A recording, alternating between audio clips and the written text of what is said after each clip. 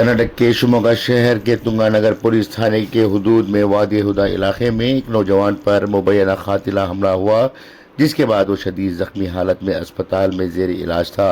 वाक़े के बाद इलाके में खौफ और बेचैनी की फ़िज़ा फैल गई है। पुलिस और मकामी ज़राए के मुताबिक तकरीबन 6 गुंडों पर मुश्तमिल एक ग्रोह ने मामूली तनाज़े पर मोहसिन नामी नौजवान पर तेज़धार हथियारों से हमला किया।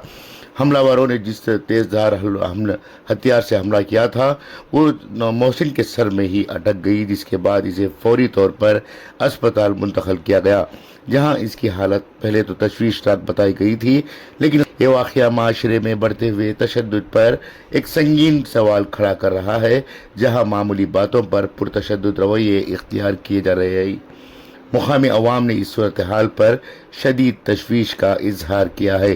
शहरियों का कहना है कि ऐसे वाक़यात अमन अमान की सूरत हाल को मुतासिर कर रहे हैं और आम लोगों को अदम तहफ़्फ़ुज़ का एहसास बढ़ रहा है।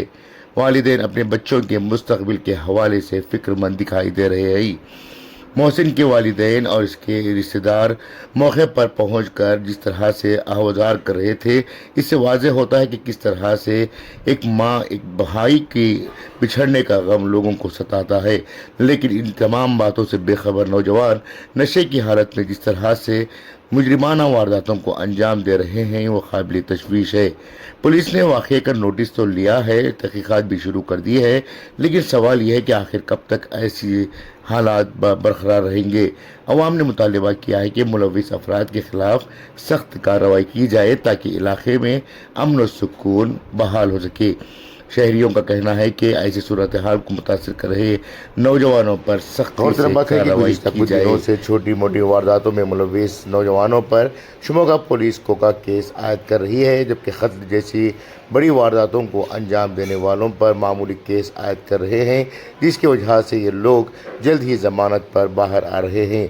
बाहर आने के बाद ये दोबारा अपनी हरकतों को बहाल किए हुए हैं, जिससे माशरे और समाज में खतरा लाहक हो गया है। ब्यूरो रिपोर्ट, इनकलाब न्यूज़, शिमोगा।